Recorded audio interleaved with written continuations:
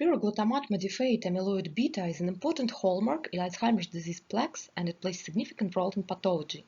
Therapy targeting this form is considered as plaque-specific and potentially will render less adverse effects. Our quantitative systems pharmacology platform allows for investigation of amyloid dynamics and different types of therapies. Here we try to investigate therapy specifically eliminating contribution of amyloid modification. Our model quantitatively describes dynamics of tau pathology according to Bragg stage in 3 different brain regions, such as entorhinal cortex, hippocampus, and cortex.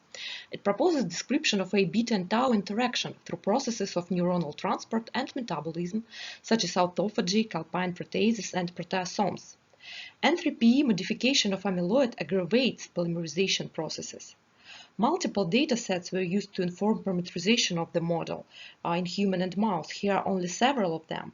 So our model describes satisfactorily accumulation of insoluble A-beta species as well as modified amyloid. It describes satisfactorily decrease of A-beta and CSF.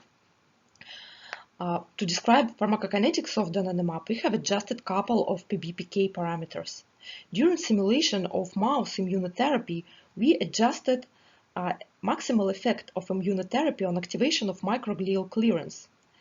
A-beta 42 is reduced after chronic administration, but there is no effect in prevention study. It is explained by the absence of target species, which appear in mouse only at later stage. In another preclinical simulation, we tested the effect of glutamate cyclase inhibition.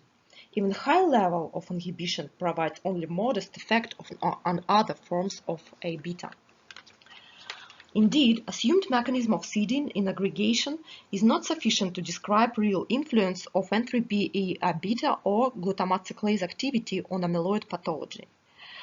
Human model captured effect of donanemab on overall plaque load.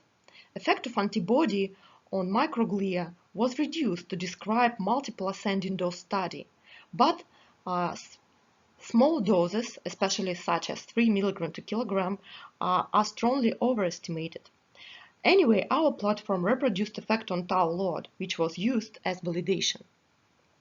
Glutamate cyclase inhibition study didn't provide SUVR data, but we compared available cerebrospinal fluid data with model prediction. So, model predicted efficacy on soluble pool of N3pE beta higher than observation in CSF. It seems reasonable that more stable and inert insoluble pool is reduced insignificantly. This information can be used to assess relationship of soluble and insoluble pools in future.